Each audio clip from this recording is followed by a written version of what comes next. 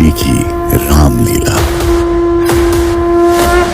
Radio city पर मेरा नाम है अखिल और ये है सिटी की रामलीला।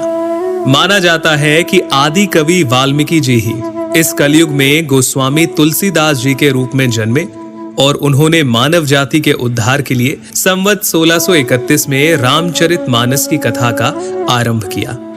गोस्वामी जी स्वयं कहते हैं कि 4 वेद, 18 पुराण और सभी शास्त्रों को पढ़ने का फल आपको रामचरितमानस से मिल जाता है। राम जी की कथा सबसे पहले शिव जी माता पार्वती को सुनाते हैं। रामचरितमानस के बालकांड में आपको बहुत सारी कथाएं मिल जाएंगी, जैसे सती माता का भ्रम और उनके द्वारा राम जी की परीक्षा, शिव जी द्वारा सती माता का त्यागा जाना, सती माता का दक्ष यज्ञ में जाना और पति के अपमान से दुखी होकर योगाग्नि से देह त्यागना, और फिर पार्वती जी का जन्म और शिव विवाह। परंतु राम जी के अवतार लेने के 2 मुख्य कारण रामचरितमानस में आप जान पाएंगे। पहला, मनु और शत्रुपा का 10,000 वर्षों तक का कठिन तप, जहां वो प्रभु से कहते हैं कि हमें आप जैसा पुत्र प्राप्त हो, जिसके उत्तर में करुणा निधान भगवान कहते हैं, ऐसा ही हो हे राजन, मैं अपना सामान कहां जाकर खोजूं? अतः स्वयं ही आकर तुम्हारा पुत्र बनूंगा। और दूसरा कारण नारद मुनि का भगवान विष्णु को दिया गया श्राप। तुमने मुझे ठगा है, अतः अपने किए का फल अवश्य पाओगे।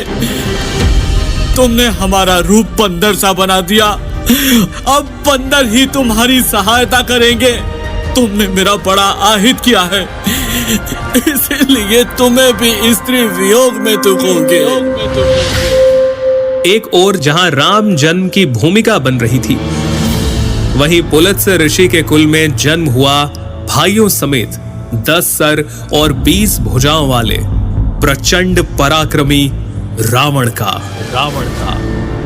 रावण और उसके भाइयों ने ब्रह्मा जी की तपस्या कर उनसे वरदान मांगा। रावण ने कहा,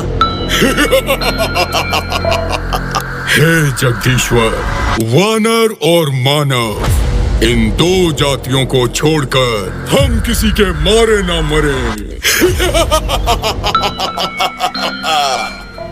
और कुंभकर्ण सरस्वती जी के प्रभाव के चलते इंद्रासन के स्थान पर निद्रासन का वर मांग बैठे, और विभीषण ने प्रभु चरणों में निष्काम प्रेम का वरदान मांगा। चलिए आगे बढ़ते हैं और आते हैं राजा दशरथ पर, जिन्हें ग्लानि थी कि उन्हें कोई पुत्र नहीं था। गुरु वशिष्ठ के कहे अनुसार महाराज दशरथ ने ऋषि श्रृंगी को बुलाकर पुत्र कामेष्ठी यज्ञ किया, जहां अग्निदेव स्वयं हाथ में चरु यानी कि खीर लिए प्रकट हुए, और इस खीर के प्रभाव से तीनों रानियां यानी माता कौशल्या, माता कैकेयी और माता सुमित्रा गर्भवती हुईं, और चैत्र मास के शुक्ल पक्ष की 9वीं तिथि को दोपहर के समय प्रभु श्री राम का प्राकट्य हुआ। 9वीं तिथि मधुमास पुनीता,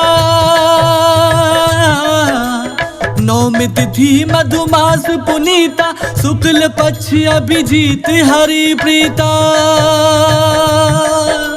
मध्य दिवस अति शीत न घामा, पावन काल लोक विश्रामा।